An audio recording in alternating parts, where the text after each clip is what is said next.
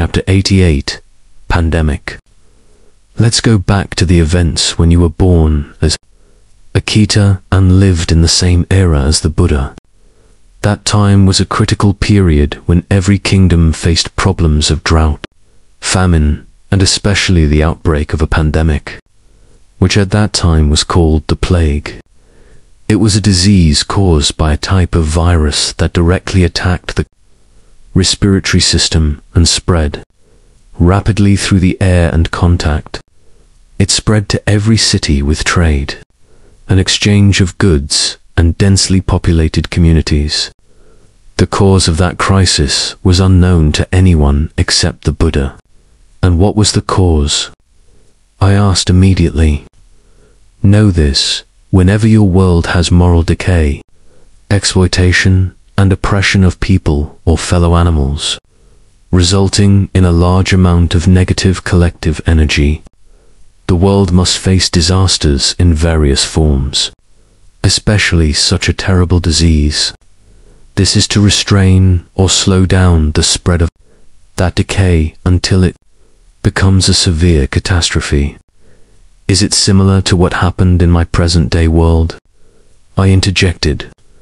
The process is exactly the same in every way, but the difference is that in your time, it will be caused by a deliberate mix of circumstances of certain groups of people to create higher pressure, causing greater hardship, until people are trapped more tightly, and the scale of that crisis is much larger.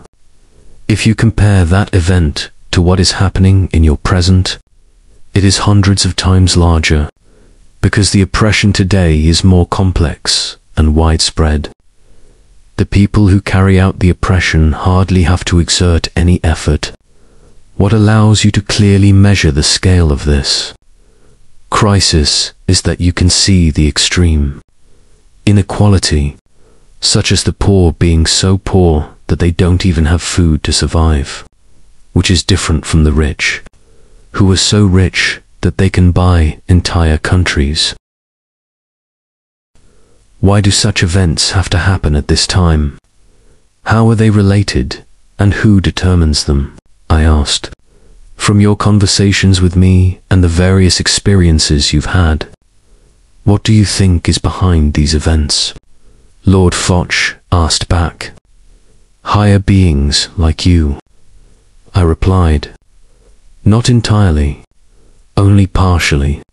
Besides our role in slowing down the decay that tends to spread, so that the world can continue to exist, we also push humans who can communicate with us to take action at the same time.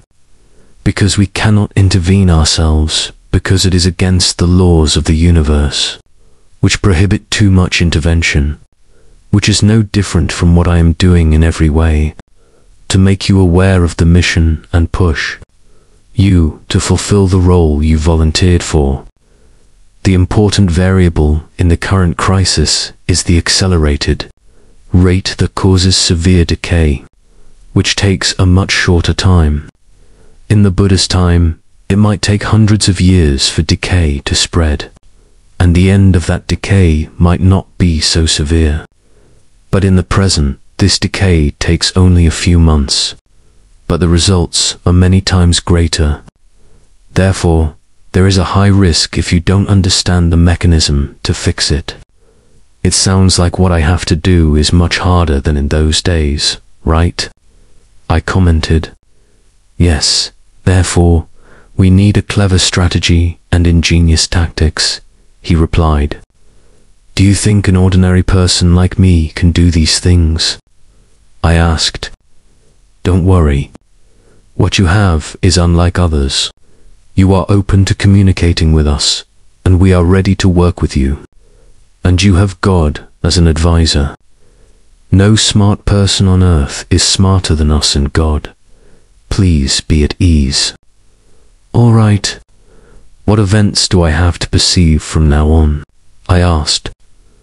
I will give you the background from the beginning, so you can understand the whole story. During the pandemic, I sent a telepathic message to a certain individual. for him to perceive and pass this news on as a warning signal for people in your future?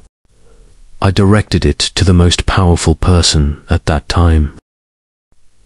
Why did you choose King Pasenadi of Kasane? I asked.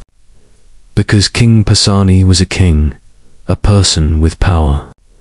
If something strange happened, he would use his power to seek the answer, and the story he experienced would be recorded in history, so that it would be passed down to the present.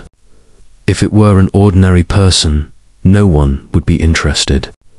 No matter how bizarre the dream, if they told anyone, no one would pay attention, and the dreamer themselves might not even care. Lord Foch explained. The second reason is that he was a close friend of the Buddha. I knew that this story would definitely reach the Buddha's ears, and the crucial message I wanted to convey had to be disseminated and remembered, passed down from generation to generation. And the most influential person on people's thoughts at that time was the Buddha. Lord Foch elaborated. What did King Pasenadi dream, and how is it important? I asked.